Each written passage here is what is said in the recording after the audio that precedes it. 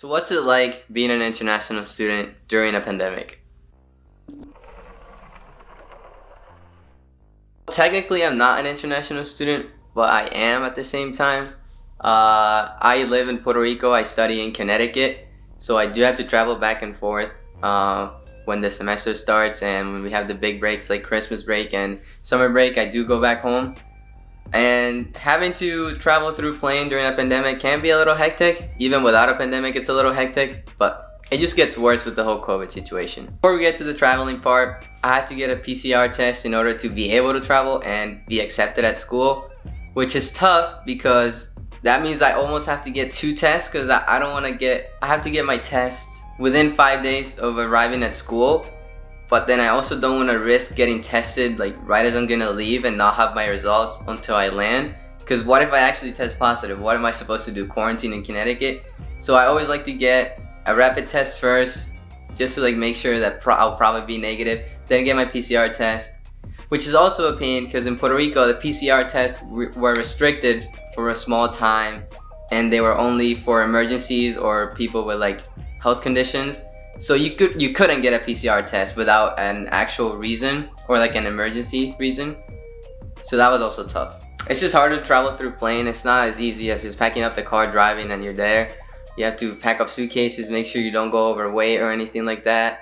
And then having to make it through the multiple checkout points in the airport and making sure not to touch anything at the same time. And then if you have to go to the bathroom and you have your bags with you, but I travel alone because it's just going to school, so I have no one to leave my bags to. After getting through the TSA check-in, all the stores you would usually see open are closed, and there's just a bunch of people huddled up at the gate for no reason. When the airport has specific guidelines, like when you're boarding the plane, due to the whole pandemic situation, they're boarding by rows and through the back of the plane alone, not through both sides. And people still huddle up in a line when they haven't called their row of their seat yet. It just makes it more painful than it really needs to be. And then there's the usual people complaining that they don't want to wear a mask, that they have medical conditions that restrict them from wearing a mask, when they're just lying because I don't really know. The mask is not that uncomfortable. After the plane ride, the pilot starts mentioning how we do have to fill out a travel form, which is a pain in itself because you have to fill out a whole ton of information of where did you come from, what level of risk your state was at, what destination you're staying in once you get to the state that you were traveling to. I landed at New York, but my school is in Connecticut, so I still had to fill out the form even though I wasn't gonna stay in New York. There's just a whole bunch of military people standing at the area where the plane lands and where you board off, trying to give you out the forms. You have to fill them out with your signature and put your phone information in case they have to call you.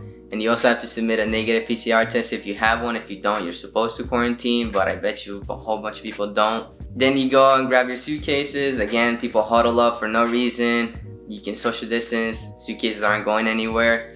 I don't really know why they rushed. There's no reason. It still happens though.